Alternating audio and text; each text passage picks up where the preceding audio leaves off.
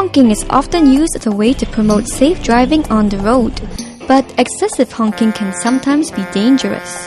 If you just keep honking, they need to turn around, take a look at the situations, and that could be dangerous because the car sometimes is very close to.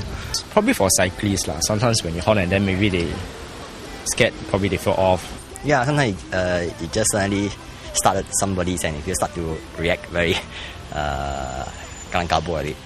Sometimes a bit especially when we're thinking of some things and suddenly someone horn you get shocked and say, oh, what happened? And they just turn around. By horning at us, it actually causes us a shock. It gives us a shock. So it gives us extra alert kind of thing. So you might get a shock and might cause an accident to happen. Because personally, some people are not so strong. If you get sudden shock, the car can be moving left and right. Not all people are the same. When is it appropriate to use your horn? And what are the do's and don'ts? What do you think are some of the more polite honks?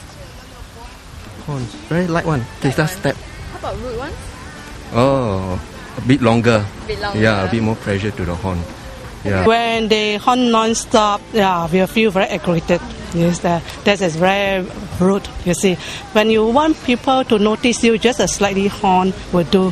Polite is just just to make people aware that you are there and you are obstructing. Just one horn. Angry horn will be, they will keep horning, blaring actually. Well, just one small horn, that's all, just to inform that you have to be wary of other motorists. I use my horn when there's a dangerous situation, but not when you're impatient. Some are polite in the sense that maybe you left your hazard light on. They horn it at you, saying that your hazard light is on. That is polite. Sometimes when they honk at you, there's a good reason, like maybe your oil tank cover is out or something, or your lights are on and you're not supposed to be on or something like that. Now shut up and drive. Shut up and drive.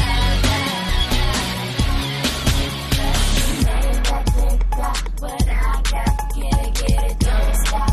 It's a short shot. And if I'm riding up, go inside. I ain't even worried. So step inside and ride. When it comes to road safety, patience is key. Oh, my husband used to tell me that and caution me. He said in order to avoid all this unhappiness, it's best that we be more patient with each other. Does honking lead to road rage? Drivers share their experiences in our other clip. Baby, drive my car.